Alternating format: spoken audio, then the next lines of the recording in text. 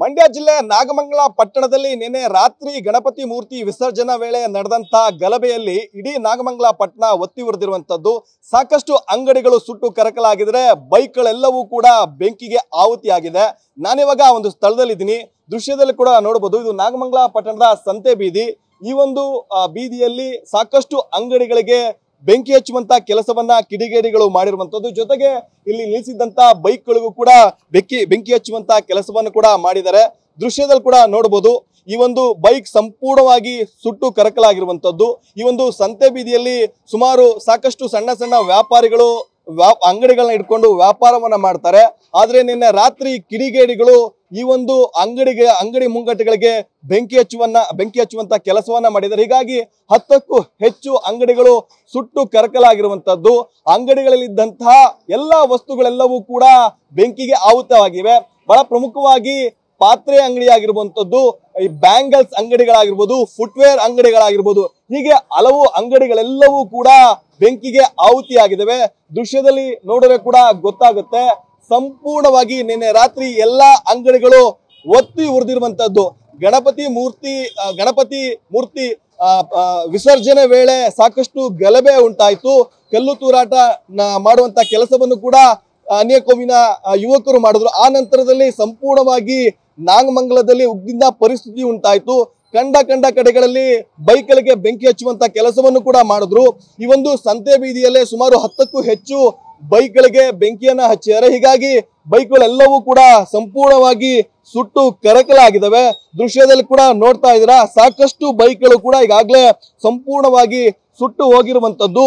ಅಂಗಡಿಗಳಲ್ಲಿದ್ದಂತ ಎಲ್ಲಾ ವಸ್ತುಗಳೆಲ್ಲವೂ ಕೂಡ ಬೆಂಕಿಗೆ ಆಹುತಿಯಾಗಿದೆ. ಮತ್ತೊಂದ್ ಕಡೆ ಇಲ್ಲಿ ಫುಟ್ವೇರ್ ಅಂಗಡಿ ಇದೆ. ಈ ಒಂದು ಅಂಗಡಿಯಲ್ಲಿದ್ದಂತ ಲಕ್ಷಾಂತರ ರು ಮೌಲ್ಯದ ಎಲ್ಲಾ ಸ್ಲಿಪ್ಪರ್ಗಳೆಲ್ಲವೂ ಕೂಡ ಬೆಂಕಿಗೆ ಆಹುತಿಯಾಗಿದೆ. ಆ ನಂತರದ ಬೆಂಕಿ ಹತ್ತಿದ ನಂತರದಲ್ಲಿ ಅಗ್ನಿಶಾಮಕ ಸಿಬ್ಬಂದಿ ಬಂದು ಬೆಂಕಿ ನಂದಿಸುವಂತ ಕೆಲಸವನ್ನ ಮಾಡಿದ್ರು. ದೃಶ್ಯದಲ್ಲಿ ನೋಡ್ತಾ ಇದ್ದೀರಾ, ಸಾಕಷ್ಟು ಫುಟ್ವೇರ್ಗಳು ಒಳಭಾಗದಲ್ಲಿ ಇದಾವೆ, ಎಲ್ಲವೂ ಕೂಡ ಸುಟ್ಟು ಕರಕಲಾಗಿದ್ದಾವೆ. ಅದನ್ನ ಮತ್ತೆ ಸರಿಪಡಿಸುವುದಕ್ಕೂ ಕೂಡ ಸಾಧ್ಯವಾಗದಂತ ಪರಿಸ್ಥಿತಿ.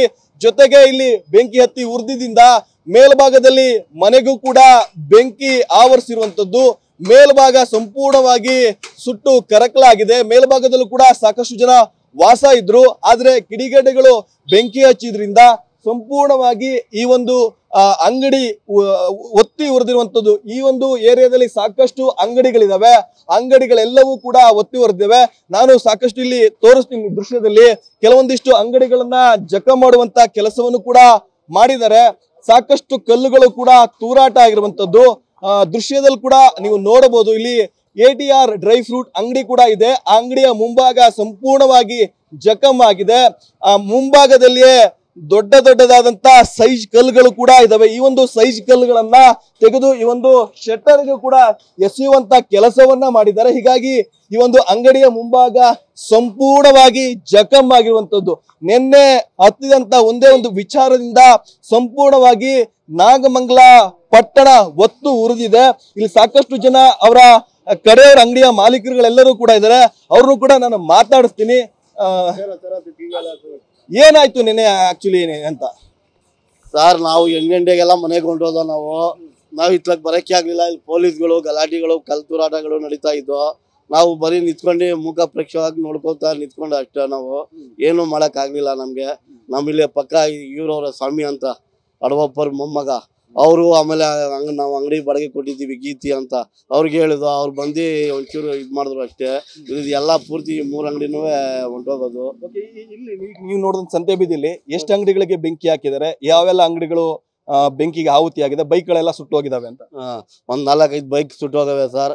ಬರ್ಕತ್ ಅಂತ ಚಪ್ಪಲಿ ಅಂಗಡಿ ಅವ್ರದ್ದು, ಮುಜಿ ಮೂಲಕ ಅವ್ರದ್ದು ಸಿಲ್ವರ್ ಪಾತ್ರೆ ಅಂಗಡಿ ಪೂರ್ತಿ ಹೊಂಟೋಗೈತೆ. ಆಮೇಲೆ ಜೂಲಿ ಅವ್ರದ್ದು ಹೋಗೈತೆ. ನಮ್ಮ ಅಂಗಡಿ ಇದು ಡೋರ್ ಎಲ್ಲ ಡ್ರೈ ಫ್ರೂಟ್ದು ಅಂಗಡಿ ಎಲ್ಲ ಡೋರ್ ಎಲ್ಲ ಹೊಡೆದಾಕವ್ರೆ. ಆಮೇಲೆ ಇದು ಅಫ್ಸರ್ ಅವ್ರ ಗ್ಯಾರೇಜು ಇದು ಬೆಂಕಿಗೆ ಆಹುತಿ ಆಗೈತೆ. ಒಂದ್ 5-6 ಅಂಗಡಿ ಇಲ್ಲಿ ಈ ಸಂತೆ ಬೀದಿಯಲ್ಲಿ 5-6 ಅಂಗಡಿ ಆಗವೆ.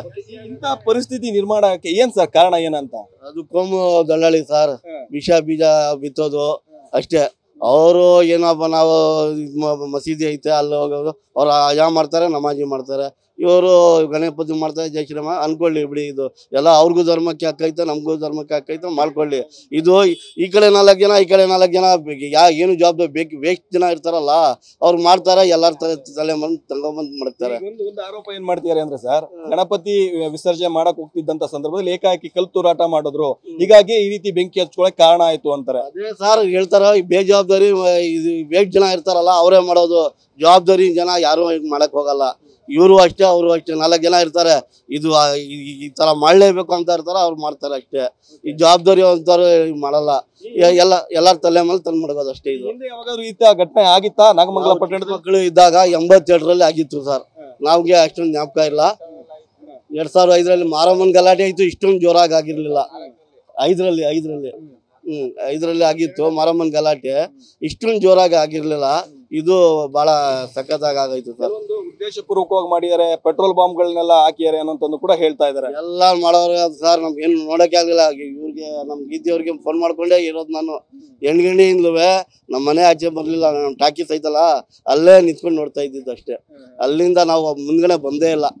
ಟಾಕೀಸ್ ಐತಲ್ಲ ಮಂಡ್ಯ ರೋಡಲ್ಲಿ, ಅಲ್ಲಿಂದ ಬರಲಿಲ್ಲ. ಇಲ್ಲೂ ನಮ್ಗೆ ಇದು ಬಾಡಿಗೆ ಕೊಟ್ಟಿದ್ದೀವಿ ಅಷ್ಟೇ ಅಂಗಡಿ. ಇದು ಇಲ್ಲಿ ನಡೀತಾ ಇದೆ, ಇವ್ರಿಗೆ ಫೋನ್ ಮಾಡ್ತಾ ಇದ್ದೀನಿ ಅಷ್ಟೇ. ಇವ್ರಿಗೆ ನಮ್ಮ ಸ್ವಾಮಿ ಅವ್ರಿಗೆ ಇಬ್ರಾಳ್ಗೆ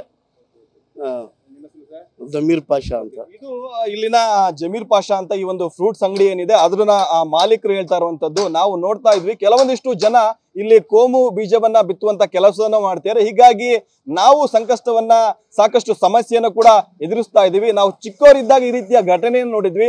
ಆ ನಂತರದಲ್ಲಿ ಯಾವುದೇ ರೀತಿ ಈ ತರ ಘಟನೆಗಳು ಸಂಭವಿಸಿರಲಿಲ್ಲ. ಅವರವರ ಧರ್ಮ ಅವರಿಗೆ ಹೆಚ್ಚು, ಅವರವರನ್ನ ಪಾಲನೆಯನ್ನ ಮಾಡಬೇಕು.